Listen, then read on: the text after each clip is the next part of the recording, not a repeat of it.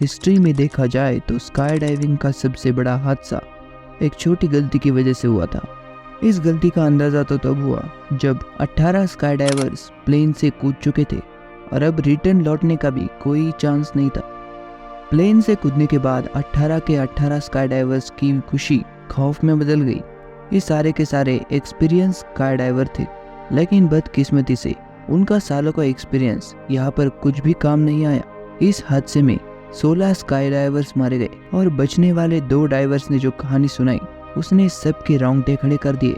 Hindi unfold के videos पर आप सभी का स्वागत है दोस्तों। इस हादसे को दुनिया आज लेक एरी डिजास्टर के नाम से जानती है। लेक एरी अमेरिका के स्टेट ओहायो में मौजूद नॉर्थ अमेरिका की चौथी, दुनिया की 11वीं बड़ी लेक में से एक है।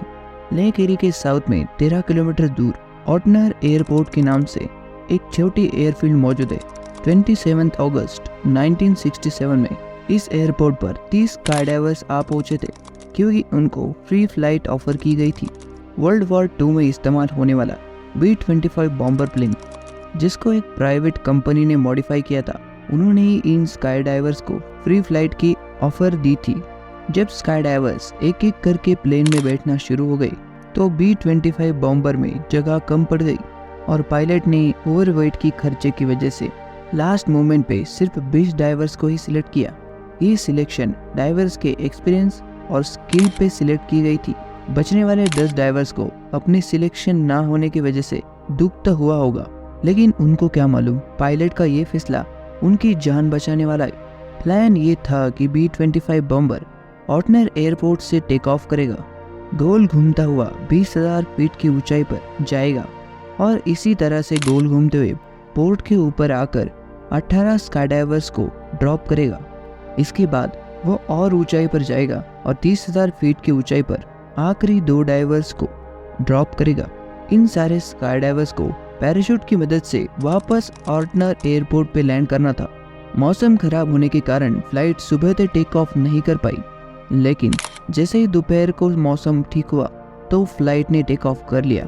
B-25 के टेक ऑफ करने के बाद ही उसके पीछे ही सेस्ना 180 प्लेन ने भी टेक ऑफ कर लिया। इस प्लेन को 12,000 फीट की ऊंचाई पर रहकर स्काई डाइवर्स की जंप को कैमरे में कैद करना था। मौसम की खराबी की वजह से दोनों जहाज पास में मौजूद एयर ट्रैफिक कंट्रोल से संपर्क में थे, जो उनको उनकी लोकेशन बता रहा था। फाइनली 1 घंटे के बाद B-20 बॉम्बर 20,000 फीट की ऊंचाई तक पहुंच चुका था। पायलट ने रेडियो टावर से संपर्क किया और अपनी लोकेशन पता की। उस दौर में GPS टेक्नोलॉजी नहीं हुआ करती थी। कंट्रोल टावर ने B-25 के पायलट को बताया वो ऑटनर एयरपोर्ट से 9 किलोमीटर दूर है और इस इंफॉर्मेशन के मुताबिक B-25 की लोकेशन मैप में कुछ ऐसी थी, यानी कि वो अब ड्रॉप जोन के करीब थे। इसके ठीक 1 मिनट बाद सेस्ना एयरप्लेन ने भी एयर ट्रैफिक कंट्रोलर से संपर्क किया और अपनी लोकेशन पता की। क्योंकि मौसम के खराब होने के कारण सेस्ना के प्लेन को B-25 बॉम्बर दिख नहीं रहा था। एयर ट्रैफिक कंट्रोल ने बताया कि वो B-25 बॉम्बर से 9 किलोमीटर पीछे है, यानी कि B-25 बॉम्बर से 9 किलोमीटर दूर और ऑटनर एयरपोर्ट से करीब 18 किलोमीटर दूर था। और कुछ मिनटों बाद B-25 बॉम्बर के पायलट ने फिर से एयर ट्रैफिक कंट्रोलर से संपर्क किया और उनको अपनी लोकेशन पूछी और इस बार कंट्रोलर ने उनको बताया अब वो ऑटनर एयरपोर्ट के ऊपर पहुंच चुके हैं। इसी पर पायलट ने 18 स्काई डाइवर्स को प्लेन से जंप करने का ऑर्डर दिया। वो छोटी सी गलती जो स्काई डाइवर्स की जान लेने वाली थी वो असल में हो चुकी है, पर अब तक ये बात किसी को भी मालूम नहीं थी। इस ऊंचाई पर टेम्परेचर -30 डिग्री सेल्सियस तक था, इसीलिए तमाम स्काई डाइवर्स ने अपने ऊपर जंप सूट्स की एक्स्ट्रा लेयर चढ़ाई हुई थी। सारे के सारे स्काई डाइवर्स ने B-25 बॉम्बर से छलांग लगा दी ताकि फ्री फॉल के दरमियान वो एक साथ अपनी फॉर्मेशन बना सके। उस वक्त उन लोगों को अपने नीचे बादलों की एक लेयर दिखाई दे रही थी और उनको अपने पैराशूट बादलों को क्रॉस करने के बाद डिप्लॉय करने थे। वो सारे स्काई डाइवर्स अपनी फ्री फॉल को एंजॉय कर रहे थे, लेकिन जब उन्होंने बादलों की उस मोटी लेयर को क्रॉस किया तो उन सब की एक्साइटमेंट अचानक से खौफ में बदल गई।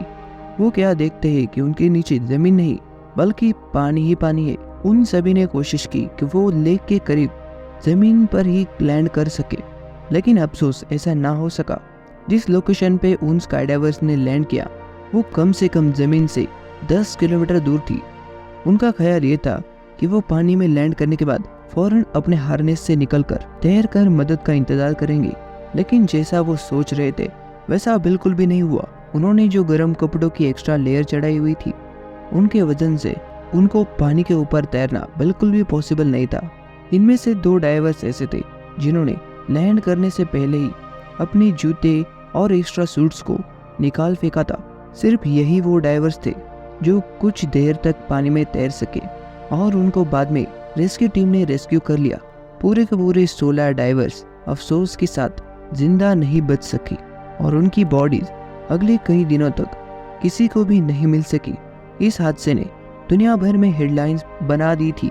हादसे का कारण जानने के लिए इन्वेस्टिगेशन टीम को इस केस की छानबीन करने के लिए भेजा गया। उनका मानना था तेज हवाओं की वजह से स्काई डाइवर्स ड्रिफ्ट करके लेक एरी तक जा पहुंचे, लेकिन 1 सेकंड तक हम एटीसी की बात मान भी ले तो स्काई डाइवर्स को हवाओं ने लगभग 20 किलोमीटर ड्रिफ्ट किया था। एक्सपर्ट्स ने उस दिन की हवाओं की स्पीड और डाइविंग की ऊंचाई से कैलकुलेशन करने के बाद ये पता चला कि डाइवर्स ज्यादा से ज्यादा सिर्फ 5 किलोमीटर तक ही ड्रिफ्ट कर सकते हैं। यानी एटीसी की बयान पर कुछ ना कुछ गड़बड़ जरूर थी। लेकिन B-25 बॉम्बर और सेस्ना प्लेन के पायलट का ये कहना था कि हमें हमारी लोकेशन ही गलत बताई गई थी। जिस वक्त इन पायलट ने अपनी लोकेशन पूछी थी, एटीसी के ऑफिसर की शिप चेंज होने की वजह से ये सारी गलती एटीसी के ऑफिसर की वजह से हुई थी। उन्होंने बॉम्बर प्लेन और सेस्ना पायलट को अपनी लोकेशन ही गलत बताई थी। इस वजह से ये बड़ा हादसा हुआ और लगभग 16 लोगों की इसमें मौत हो गई।